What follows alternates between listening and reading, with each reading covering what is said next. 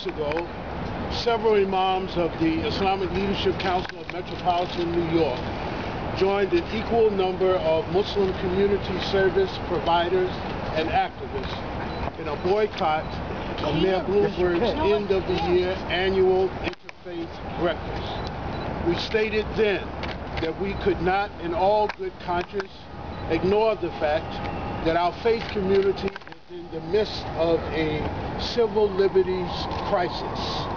We believe that the disclosures this past summer by the Associated Press of warrantless wholesale surveillance of the New York Muslim community by agents of the NYPD under the command of Commissioner Raymond Kelly should be a concern for all New Yorkers. The police commissioner, backed by the mayor and local tabloids, such as the New York Daily News, have been smugly dismissive of various issues raised by us and others. As was just mentioned, there was the NYPD report on so-called homegrown terrorism about 4 years ago. We raised our concerns, they were smugly dismissed. We raised concerns about the warrantless wholesale surveillance of the Muslim community. Those concerns were smugly dismissed. We raised our concerns about the use of this bigoted Islamophobic film, The Third Jihad, and those concerns too were smugly dismissed. Those of us who reside in the inner cities of New York have raised our concerns for years about the abuse of NYPD stop and frisk policies, and those concerns have been smugly dismissed. Last weekend began a process wherein we now see irrefutable evidence of the validity of Muslim community concerns. Last weekend, the AP revealed that the CIA's top lawyer never approved sending a veteran agency officer to work with the NYPD in establishing spying programs directed towards Muslim American citizens.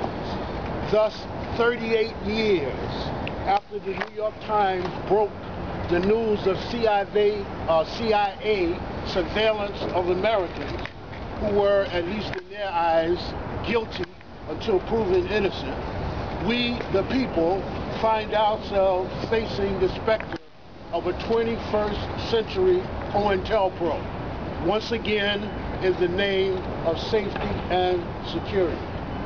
Then, just a few days ago, of course, we saw the revelations about the use of the film. Last July, before the AP story broke, the NYPD held its annual pre-Ramadan briefing of local imams. There were well over 100 imams at that briefing, and several of those present expressed their appreciation and their concern for the job that Commissioner Kelly has been doing. However, speaking on behalf of those of us who have a different view, I directly raised the question to Commissioner Kelly, asking him to clarify the use of the film, The Third Jihad. He said that the NYPD had not used that film as a training tool or training device. He stated that the film was simply playing in the background prior to the beginning of a training session.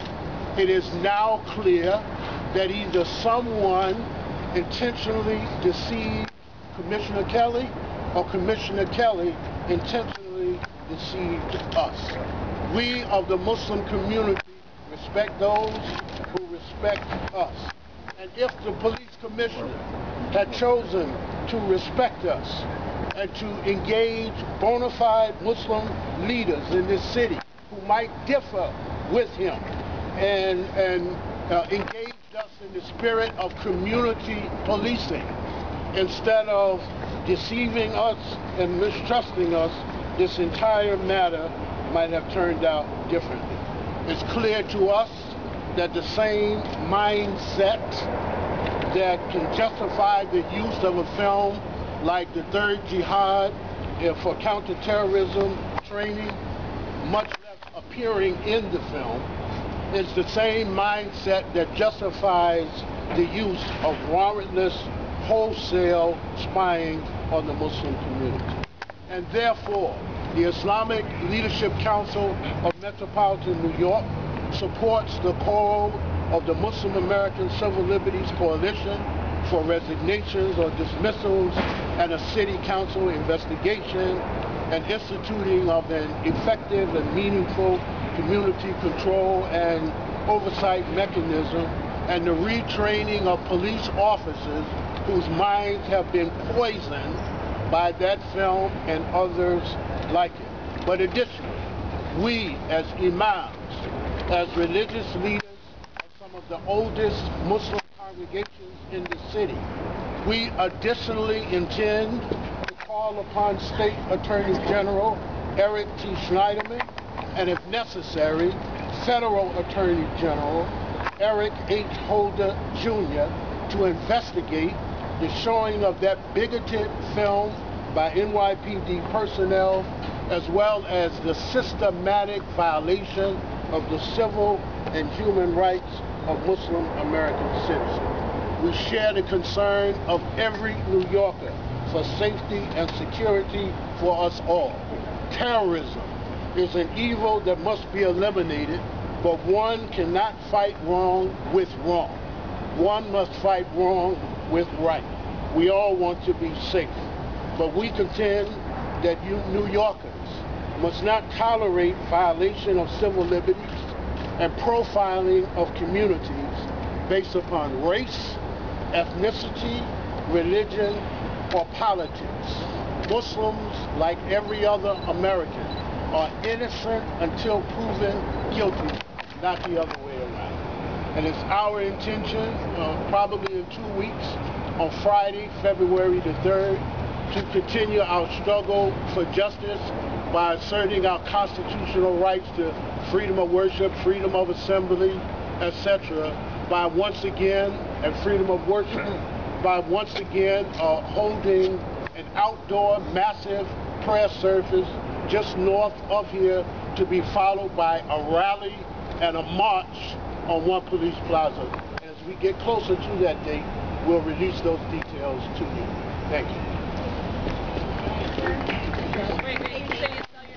Imam, he's in the new press release that was being given out, and if anybody didn't get it, we'll pass that on to you. Imam Hajj Talib Abdur Rashid, Islamic Leadership Council of Metropolitan New York.